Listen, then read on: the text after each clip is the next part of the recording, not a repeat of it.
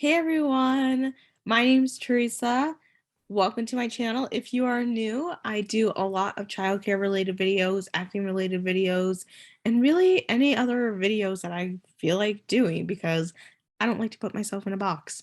So today is a bit different of a video. I'm going to be reacting to the Nanny Solutions video titled, let's see, let me make sure I get this right, Secrets That Your Nanny Isn't Telling You.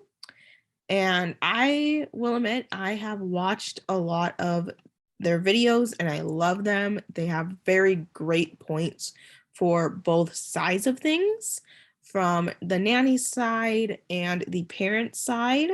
So let's just jump right into this. I'll be stopping along the way to make some comments. So let's get into this. So let's share the screen and let's go. 5 minutes. Parents, I'm going to let you in on a little secret that your nanny's not telling you. You're a horrible employer. Okay, not all parents are bad employers, but we estimate about 25% of nannies quit because of things their employer does that are disrespectful or bad pay or not following the legal requirements in your area. Today, So I'm going to be perfectly honest with you. I'm actually surprised that up there that's a 25% percentage. I feel like in the United States it might be a little bit high. Also, just so you know, this is based in Canada. So just FYI on that.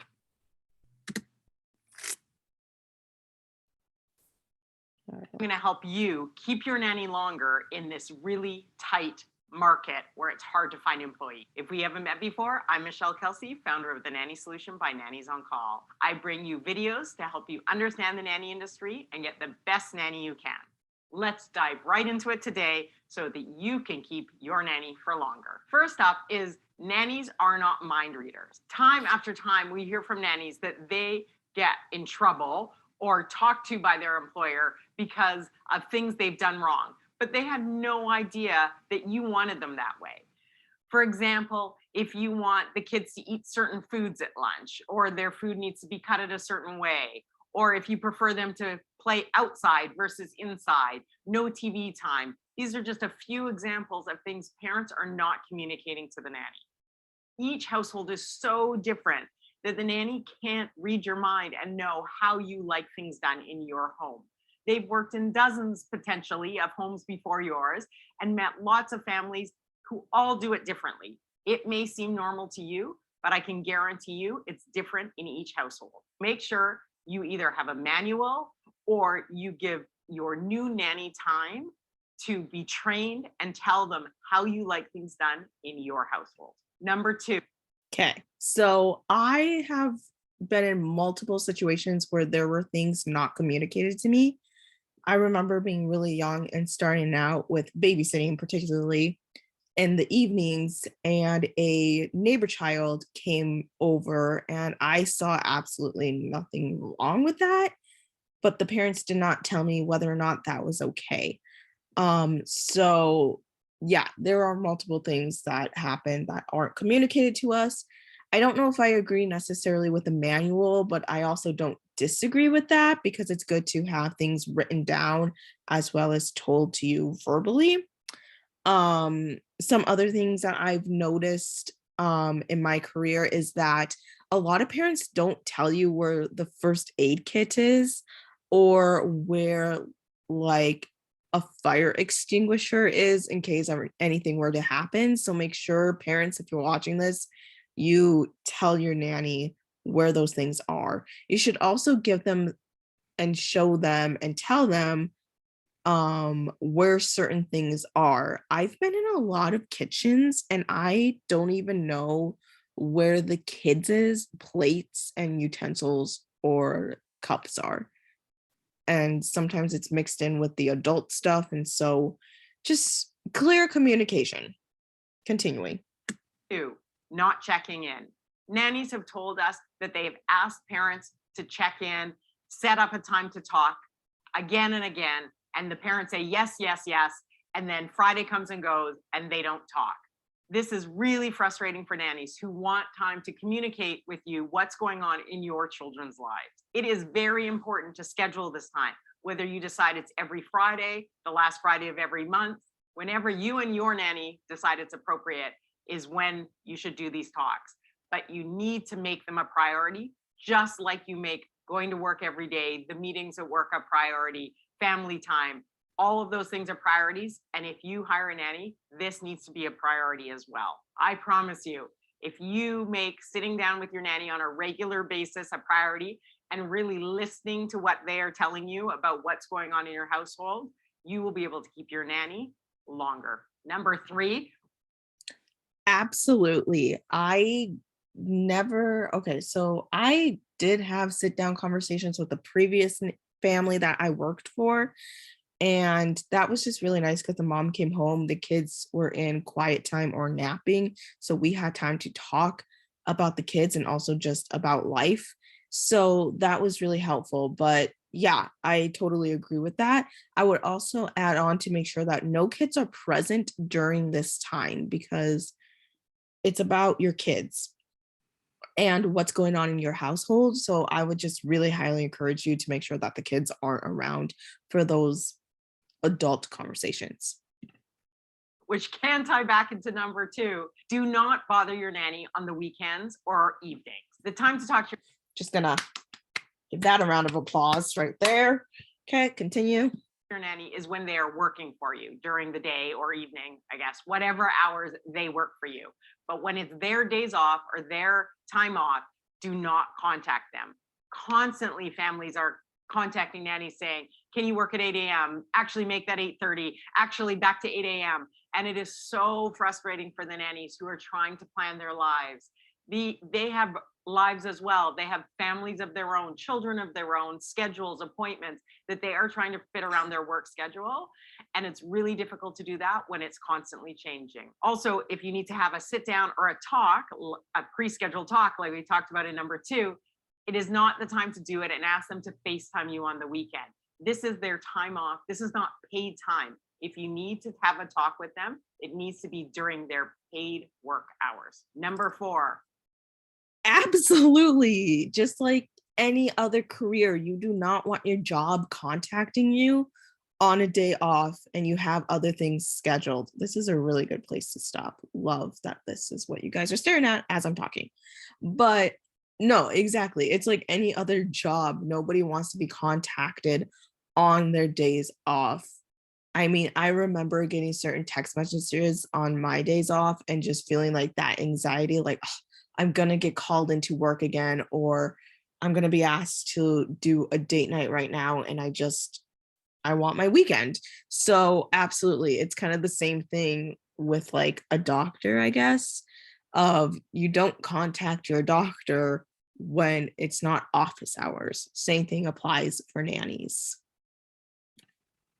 Is not paying for breaks. We often hear families ask, do I have to pay the nanny when my child's sleeping or when they go to bed at night and I'm out? The answer is yes. The nanny cannot leave your home. This is not like a normal job where you can pop out to the coffee shop or go have lunch with a friend. You are on duty. And if there's an emergency, you as the parent expect the nanny to act. If the nanny is on a break, they are still being paid. And yes, they can sit down, have lunch, read. They need to decompress just like parents need to decompress. And they are going to be better with your children if they have that time to have a rest and rejuvenate their energy so they can work with your children again. Nannies get paid for the entire time they're working. No lower pay because the child's sleeping. This is work and they are not able to leave. Number 5, Absolutely. I know a lot of parents will say, I'm not going to pay even a babysitter that much if my children are sleeping. The reality is that, you guys, right there, the reality is we cannot leave your house. We can't just leave the kids unattended and go get food and come back. We are on the clock. And that's what's so different about this job, is because obviously somebody has to be with the children. We are still working. As I tell parents all the time, when I'm doing date nights, you better pay me what I'm asking you to pay me, because I could have gone out and partied with my friends or literally have done anything else, but I chose to watch your kids for the night to make some money. Okay? Rant over. We're almost done with this.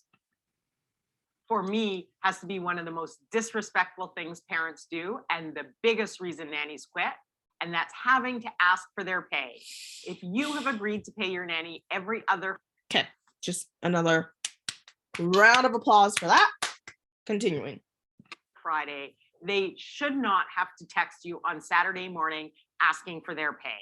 They shouldn't have to constantly remind you week after week that they need to be paid. And this is happening every week for hundreds of nannies. They need to be paid. They have bills, they've worked for your family. It's incredibly disrespectful when you do not prioritize paying your nanny for the work that they did and the care they gave your children all week. It's a really difficult job. And as a parent, if you want to keep your nanny long term, the easiest thing to do is treat them with respect and not do any of the 5 things we just reviewed. Remember, there's a nanny shortage right now. So if your nanny leaves, finding a new one is going to be incredibly difficult and incredibly expensive. And nannies have options right now. Parents, have you ever heard the term Oh, well, I'm going to play this little part. unicorn family? That is the term many nannies give to the mythical family that is out there, where they're treated properly, paid well, respected for the job they did, and have great communication with the family. You want to be your nanny's unicorn family. Have a great week. All right. So I love that video. And there's actually nothing that I disagree with. All of it's very valid and true. The last part, asking for your pay, it's so awkward in our field. Yes, you can do direct deposits if you have that set up for your pay, but for the most part, parents are handing you over money, usually cash, and it's very awkward to text and be like, hey, I still need to get paid. I've been in this field a long time, but I hate asking people for money. It's so uncomfortable. It's slight, I shouldn't compare it to asking for a raise, but like the uncomfortability of that for me is about the same.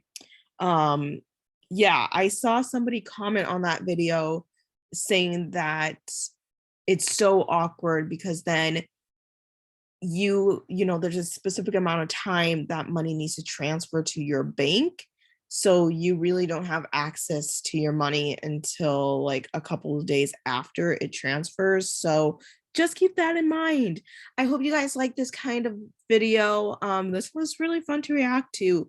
I honestly don't know any other YouTube channels that do like nanny and parenting videos kind of put together like this that affect both sides of the situation, or I guess the field. So yeah, I hope you guys have an amazing weekend. I know the world is a lot right now, and that's why I wanted to do this video. Again, be sure to hit subscribe down below, hit the like button if you liked it, and I will see you all next weekend. I post every single weekend. So also quickly, thank you for 103 subscribers. It means so much to me. I can't believe I passed the 100 mark. Honestly, didn't think I was going to get there. But just thank you so much. Your support and love is not going unnoticed. And I love you guys. Have a great weekend.